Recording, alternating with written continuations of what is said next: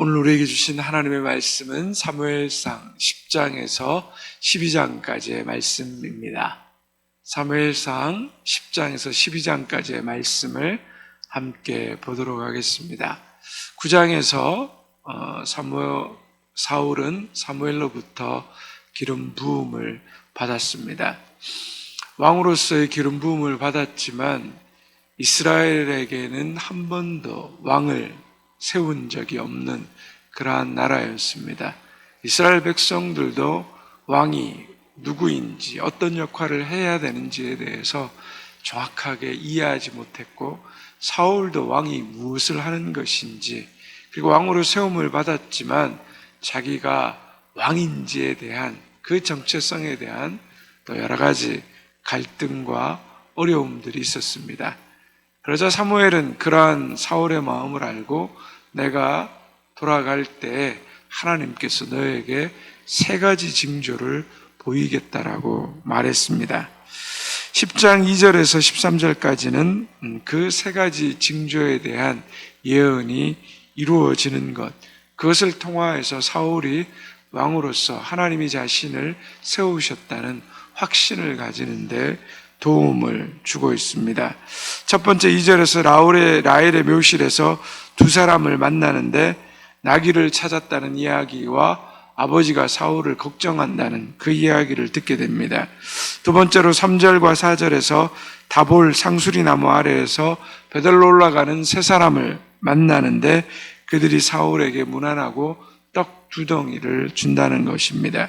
세 번째로 5절과 6절에 선지자의 무리를 만나 예언하게 되고 3사람이 된다라는 것입니다.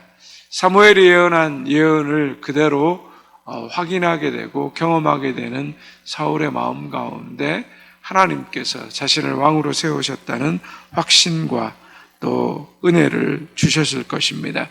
그리고 17절 이하에 다시 이스라엘 백성들 전체가 미스바 광장에 모이게 되고 거기서 왕으로 세울 사람을 제비 뽑는데 사울이 뽑히게 됩니다. 그럼에도 불구하고 사울은 자신을 드러내기보다도 짐 보따리 사이에 숨게 됩니다. 우리 22절의 말씀을 같이 함께 읽겠습니다. 그러므로 그들이 또 여호와께 묻되 그 사람이 여기 왔나이까? 여호와께서 대답하시되 그가 짐 보따리들 사이에 숨었느니라 하셨더라. 사울의 이런 모습을 보고 성경은 왜 이렇게 용기가 없느냐, 왜 이렇게 못났느냐라고 말하고 있지 않습니다. 오히려 겸손한 사울을 하나님께서 기뻐하셨다라고 말씀합니다. 24절에 보면 모든 백성이 그 사울의 모습을 보고 왕 만세를 외쳤습니다. 그런데 어떤 불량배들이 사울을 멸시했습니다. 27절의 말씀 함께 읽습니다.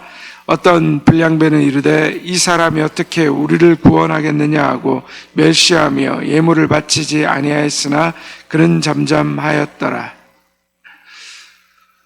사람들의 반대는 항상 어느 곳에나 있습니다. 많은 사람들이 기뻐하고 좋아할지라도 사람들 중에는 또 그 사람을 비판하고 반대하는 사람들이 있습니다. 그런 일들을 경험하면 우리의 마음이 속상하고 힘들 때가 있습니다.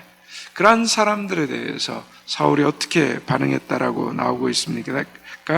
그는 잠잠하였더라. 우리를 반대하는 사람을 만나게 될 때 우리는 그 사람을 비난하고 정죄하고 같이 맞서고 때로는 함께 대항하기도 하고 이야기합니다. 그런데 오늘 사울은 무엇을 하고 있습니까? 잠잠했다라고 말합니다.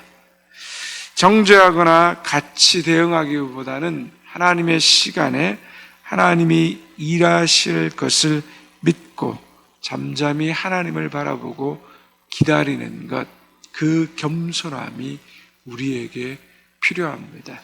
억울하잖아, 할 말이 많잖아, 사람들은 우리에게 이런 것들을 부추깁니다. 그러나 우리가 말을 한다라고 해서 그 사람의 마음이 바뀌지 않고 우리가 무언가를 정확한 대응과 비난을 한다고 그래서 이미 비난하기로 생각한 사람들의 마음은 쉽게 바뀌지 않습니다. 오히려 비난은 더 큰 비난을 불러오고 대응은 더 큰 대응을 불러오는 것이 인간의 또 다른 죄의 속성입니다. 사울은 바로 겸손함으로, 계속해서 지난 장에서도 말씀드렸지만 겸손함으로 왕이 되었습니다. 우리는 겸손함이 얼마나 큰 힘인가를 알아야 합니다. 겸손함으로 하나님의 말씀을 들을 수 있습니다. 겸손함으로 백성들의 말을 들을 수 있습니다. 겸손함으로 하나님을 바라보고 하나님의 능력을 의지하게 되는 것입니다. 오직 겸손한 자만이 하나님의 쓰임을 받게 되고 하나님의 능력을 또 덧입게 된다는 것, 우리는 그 사실을 잊지 말아야 하겠습니다. 11장입니다. 미스바 집회에서 왕으로 지명된 사울은 이제 왕으로서의 첫 번째 그 시험을 받게 됩니다. 암몬이 침략해서 전쟁하여 쳐들어옵니다. 사울은 이 침공 소식을 듣고 6절에 보면 하나님의 영에 크게 감동되었다라고 말합니다. 그리고 7절에 보면 여호와의 두려움이 백성에게 임했다라고 말합니다. 암몬을 보고 두려워했던 백성들에게 하나님께서 사울에게 하나님의 영을 부어주셔서 용기를 갖게 하셨고, 또 백성의 두려움을 여호와에 대한 두려움으로 바꿈으로 전쟁에 참여하게 하십니다. 그들은 암몬을 결국 무찌르게 됩니다. 하나님의 통치하심에 반기만 들지 않아도 하나님의 통치하심에, 하나님의 다스림에 순종하기만 하면 하나님의 때에 하나님의 일하신다는 것을 우리는 보게 됩니다. 우리는 두려워할 수도 있고 무서워할 수도 있고 불안해할 수도 있는데 하나님이 인도하시는 그 일에 순종하면 하나님이 능력을 베푸신다는 것입니다. 우리는 하나님이 일하실 때 함께 아멘하고 나아가고 함께 믿음으로 응답하면 되는 것입니다. 그런데 승리 이후에 사울이 미스바의 왕으로 세워짐을 반대했던 자들을 색출하자는, 죽이자라는 사람들이 생겼습니다.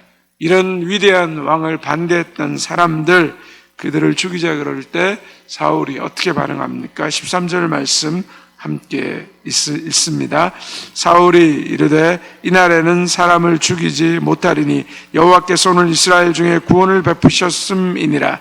이날에 사람을 죽이지 못한다고 합니다. 왜 그렇습니까? 여호와께서 구원을 베푸셨다는 겁니다. 하나님께서 우리에게 베푸신 구원으로, 하나님의 능력으로 이 일들이 이루어진 것을 우리가 알기 때문에 우리가 은혜 받은 자로서 우리가 해야 할 일은 은혜를 베풀어야 한다라는 겁니다.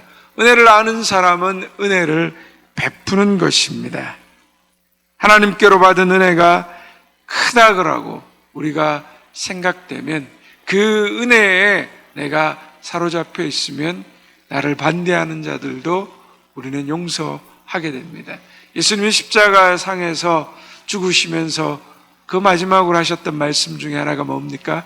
아버지여 저들의 죄를 사하여 주옵소서. 저들이 하는 일을 알지 못하니이다. 하나님의 크신 은혜를 아는 그 사람이 하나님의 은혜를 베풀게 되는 것입니다. 이것이 바로 우리 그리스도인의 마음이어야 됩니다. 우리가 이런 마음을 가지고 살아도 우리의 반대하는 자들을 만나면 우리는 용서하기 어렵습니다. 그러므로 끊임없이 하나님의 은혜를 깊이 품어야지만 그래도 반대하는 자를 만날 때 돌을 던지지 않을 수 있는 그러한 마음을 우리가 가질 수 있게 되는 것입니다. 12장으로 넘어갑니다. 1절에서 5절까지 사무엘은 자신의 은퇴를 앞두고 그가 지금까지 살아오면서 혹시 잘못한 일, 부당한 일을 취한 일, 압제한 일, 뇌물을 받은 일이 있으면 갚겠다고 말합니다.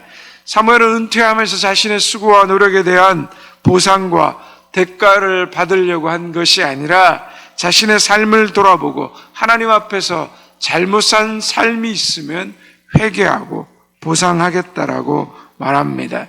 마지막까지 자신의 삶을 돌아보면서 하나님 앞에 바르게 서려고 하는 사무엘의 모습이 우리에게 새로운 또 감명과 은혜를 줍니다. 이 시대에 많은 사람들이 자신의 한 노력과 또 자신의 한 헌신에 대한 보상과 대가를 받으려고 하지만 사무엘은 하나님 앞에서 잘못 산 삶이 있나 없나를 회개하고 보상하겠다라고 이야기합니다. 이것이 우리가 하나님 앞에서 깊이 생각해 보아야 될 모습인 것 같습니다. 사무엘의 모습이 범죄하는 이스라엘의 백성들의 모습과 대조적으로 대비됩니다. 6절에서 15절까지 사무엘이 이스라엘 백성들에게 마지막으로 당부하는 설교입니다. 6절에서 8절에 보면 사무엘은 하나님께서 이스라엘 백성들을 애굽 땅에서 인도하시고 공의롭게 행하셨다는 것을 말합니다. 9절에서 15절에 보면 이렇게 신실한 하나님, 공의로우신 하나님께 이스라엘 백성들은 신실하지 못했고 계속해서 범죄하며 반역했다라고 말하고 있습니다. 사무엘의 경고를 받은 백성들은 여호와 앞에서 죽지 않게 해달라고 사무엘에게 19절에서 보면 기도해달라고 부탁합니다. 그래서 사무엘은 그런 백성들을 향해서 20절에서 22절까지 보면 두려워하지 말고 지금부터 마음을 다하여서 여호와를 섬기고 헛된 우상을 버리라고 말합니다. 하나님께서 자기 백성들을 버리지 않을 것이라고 확신을 주고 위로합니다. 그러면서 기도하기를 결단코 쉬지 않겠다라고 말합니다. 어제 사무엘이 백성들에게 말했던 것과 동일한 이야기를 하고 있습니다. 사무엘이 다스렸던 다스림에서 사무엘은 하나님을 전심으로 사랑하고 우상을 버릴 것을 이야기했고 기도하는 다스림을 다스렸고 그리고 그 백성들을 돌보는 다스림 가운데 있었습니다. 동일하게 사무엘은 자신의 인생의 마지막까지 하나님 앞에서 가져야 될 그 마음으로 한결같이 살아왔다는 겁니다. 그런데 이것이 사무엘의 능력이 됩니다. 우리는 이 시대의 영웅을 생각합니다. 우리를 구원할 영웅을 우리는 요구하고 이 시대가 영웅을 찾고 있습니다. 그래서 비상한 능력, 위대한 능력을 가진 사람을 구하고 찾습니다. 그러나 성경이 말하는 참된 하나님의 능력은 전심으로 하나님을 사랑하는 겁니다. 내 삶에서 우상을 버리는 것입니다. 그리고 날마다 쉬지 않고 하나님 앞에서 기도하는 삶입니다. 그리고 내게 맡겨진, 내게 속한 사람들을 하나님의 사랑으로 사랑하는 것. 그것이 이 시대의 능력입니다. 사무엘은 위대한 일을 요구하고 위대한 능력을 구하지 않았습니다. 전심으로 하나님을 사랑하고 우상을 버리고 기도하는 삶, 내게 속하는 사람들을 사랑하는 삶. 이것이 하나님 앞에 쓰임받은 하나님의 사람의 능력입니다. 이러한 은혜가 오늘 저와 여러분들에게 있기를 주님의 이름으로 축원드립니다. 이제 사무엘상 10장에서 12장까지의 말씀을 경청하겠습니다. 주의 말씀은 내 발의 등이요 내 길의 빛이십니다. 아멘.